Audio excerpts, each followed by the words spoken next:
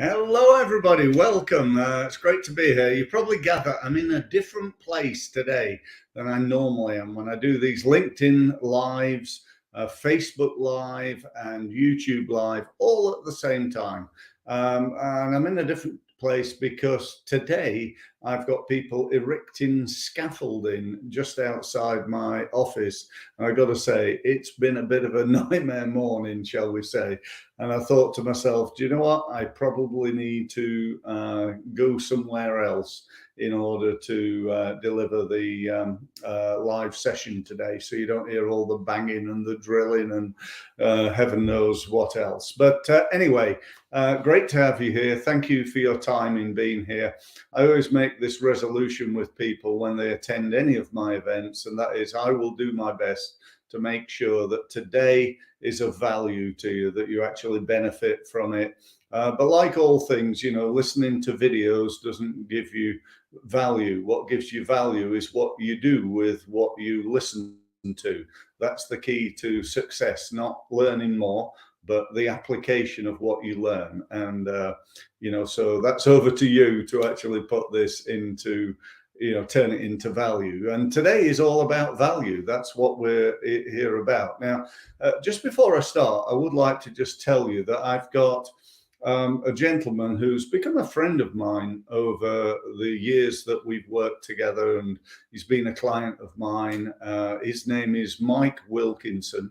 He's pretty much known as the value selling expert. He's written, I think it's about 4 books on value. And he's going to be with me. I was hoping he was going to be with me on Wednesday, but unfortunately, due to his busy schedule and so on and so forth, he's not able to be with me until a week on Wednesday. So this is in a way like I suppose a prequel to the main event on value, which is a week on Wednesday. But I'll tell you more about it. No doubt you'll get all my updates and info on that. So anyway, it's great to have you here. Thank you for being here. And let's talk about value and the perception of value. You know, somebody said to me a little while ago, how much is something really worth? And the answer to it, I'm sure you've heard this before, it's not a Steve Mills original. It's worth what somebody will pay for it. And that, I believe, is very, very true. You know, you can position yourself at the lower end of the market, at the higher end. You know, there are two ways, in fact, thousands of ways to make a million. You know, you could sell something for £1 and sell 1 million of them, or you could sell something for 1 million and sell 1 of them, you know, and, you know, everything in between. You know, 1,000 sales of £1,000 equals £1 million, and so on. You know, 100 sales of £10,000 is 100,000. So 100 sales of 100 is £1 million. And you know, for me, it's just about doing the maths around that. And I have actually done a LinkedIn live already called Millionaire Maths, which is worth looking at. If you go onto my probably my YouTube channel's the easiest place to find it, and type in Steve Mills Millionaire Maths, almost certainly it'll come up. Definitely worth watching. So today we're talking about the value of something, and I'm going to use a little bit of a story that I heard many years ago by another good friend of mine, a very successful business man in his own right, a gentleman called Peter Thompson. Now, some of you will have heard of Peter. Some of you will have been on his workshops. He's a consultant, trainer, advisor, speaker, and so on and so forth. As I say, very successful, very well known in the UK. He's a Brummie, and you know, so he spoke to me many years ago. I think it was during one of his group sessions, and he explained something about value. He actually used a tea chest to explain that, but I've not got a tea chest here today. I've got something a little bit different. So his questions that he asked the group, I'm going to ask you now, and I'd like you just to think about it. You can comment on it if you like, but I want you to think about it. You might want to get yourself a pen and a paper just to make some notes around this. So the question is this: assuming you were interested in buying something from me, and that something was this here. I don't know how well you can see that, but if I just sort of try and pull it up there, I'm quite a lover of bulldogs. I own a bulldog. His name is Bentley, and this is a brass model of a bulldog. It's very heavy. It's quite good quality, and you can see it there. You can see that, yeah. So that's a bulldog. Assuming you wanted that, and yeah, I appreciate not everybody wants to buy a bulldog ornament, but if you did, and that was for sale in somewhere like, I don't know, a Debenhams,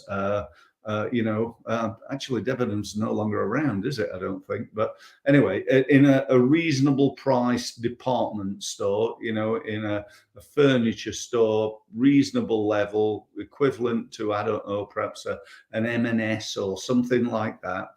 How much would you think it would be for sale for?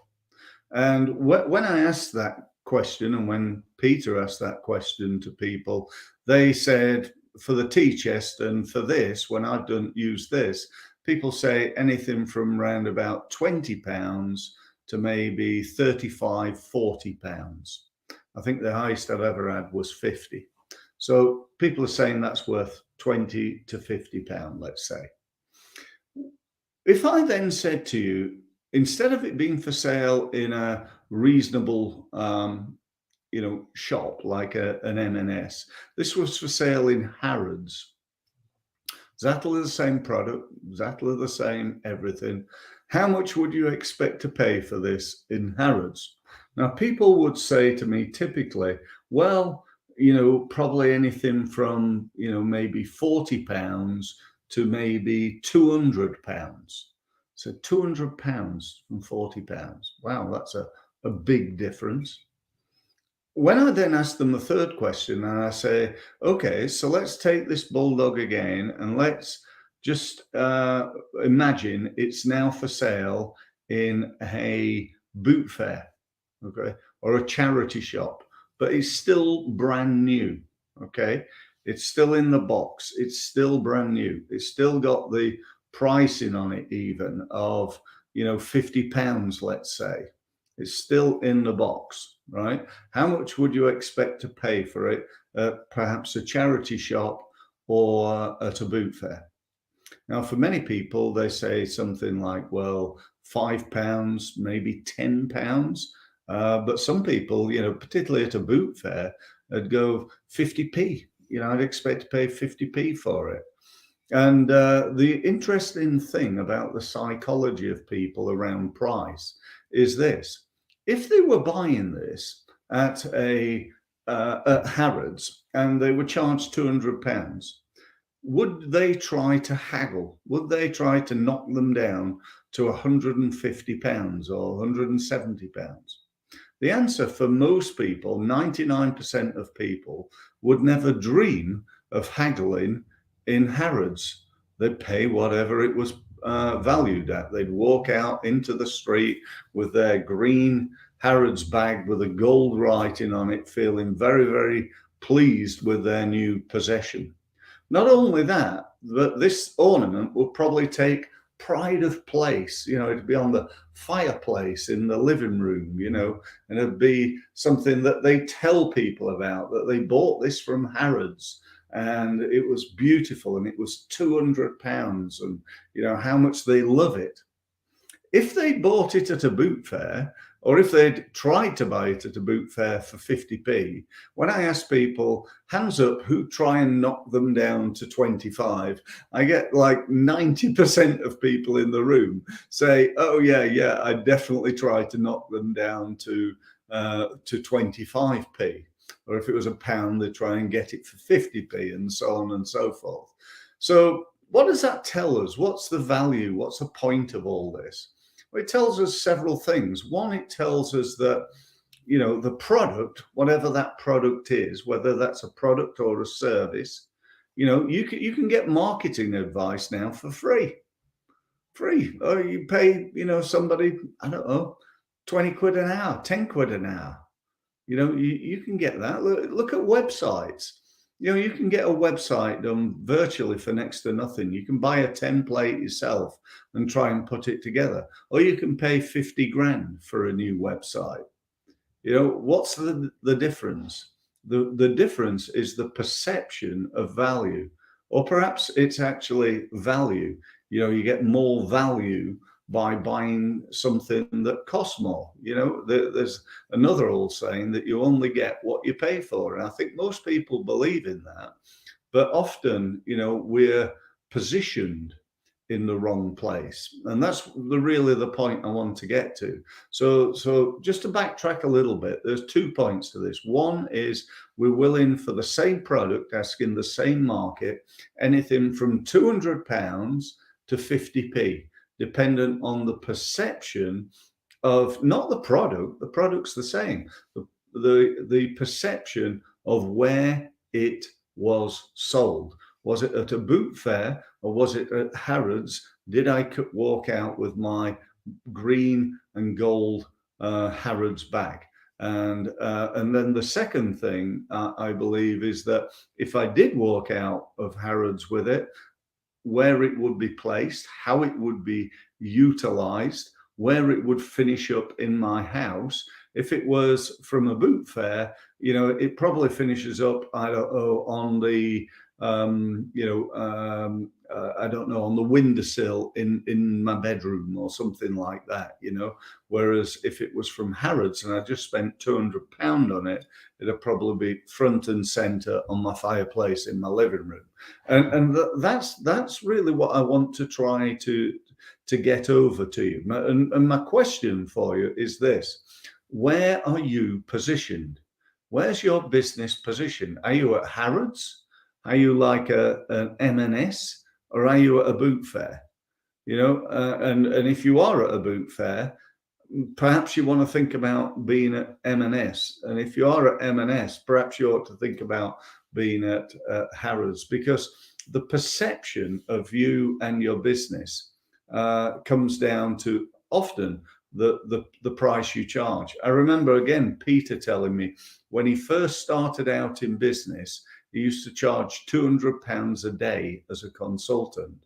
And what happened was that he'd make a start with the companies, and about 2 or 3 months into his service, they'd get rid of him.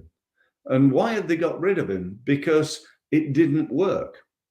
They said, oh, we've tried this and it doesn't work. What they'd actually done is got him in for the day. He'd done a day's work for them, and they'd failed to implement. They'd done nothing because it was only £200. Now he charges in excess of £5,000 a day, and people hire him and they do exactly what he says, and it works.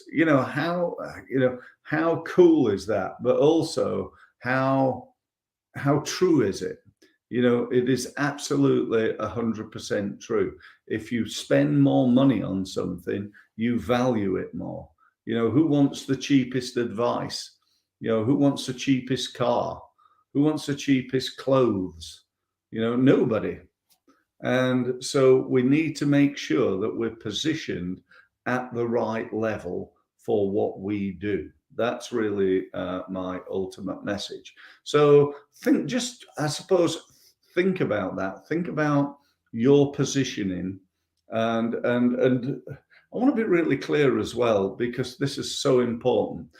I'm not suggesting, right, okay, all of a sudden you're going to put up your prices without improving your positioning. If your positioning's not very good, then you'll probably just come across as expensive. Let me give you an example. If you said to me, I'm Hampshire's leading law firm. That's what my company does. We are the best law firm in the whole of Hampshire. And then I went to have a look at your website, and it looked like 2 men and a dog working out of the back of somebody's bedroom. I then had hold of your business card, and it was a cheap, rubbish business card. I then asked you for a quote, and you quoted me twice as much as anybody else. What's my perception? What do I think? I'm thinking, do you know what? I'm just not convinced by these guys. It just doesn't make sense. They say they're really good at what they do, but I got a terrible website. A business card was awful. And do you know what? The guy that I went to see turned up in a scruffy old T-shirt and didn't really, I went to their offices and they weren't very good either. And you with me? So everything makes a difference, whether it's your car park, the way the entrance to the building when people come in, your meeting room, your business card, your LinkedIn profile. How important is that? You come to me, I meet you at a networking event and I'm thinking of hiring you. I go and check out your website and I think, that's not so good. Let me go and have a look at their LinkedIn profile. And I go there and there's no picture, there's no banner on the top. You're connected to 25 people. Your LinkedIn profile is only half filled in and you've got, a couple of paragraphs of text under about us. What's my perception? What's my perception of your high price? It's that, I don't believe it. And so that, I think, is really the message I'm trying to come across today. So I suppose work on your brand, work on your pricing, work on making sure that you're positioned in every sense of the word at the right level for your business. I hope that's been of value. And don't forget, I do this every day, Monday to Friday. So please come along to any of my sessions. I'd also really encourage you to join what I call my Results Mastery University. This is a free service. You can go to my website, which you can see below, steve-mills.com. Just get yourself signed up, and that gives you access to loads of content like this, to all my training programs that are delivered live like this one. You can upgrade to all the video online training, and that's, at the moment, it's £25 per month because I've only just released it. It's going to go up probably in about 6 months' time. It will be up at £99 per month. But if you did decide to join right now, yours will never go up. It will always remain at £25 plus VAT. But do you know what? It's just a no-brainer, to be honest, because if you signed up for that, it would be well worth in excess of, I reckon, somewhere around the 50 to 100 grand mark. And it's going to cost you £300 over the year, £25 a month.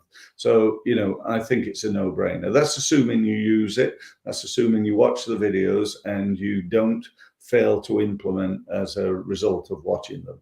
But that's it. Thank you very much for listening, and I look forward to speaking to you again very soon. Thank you.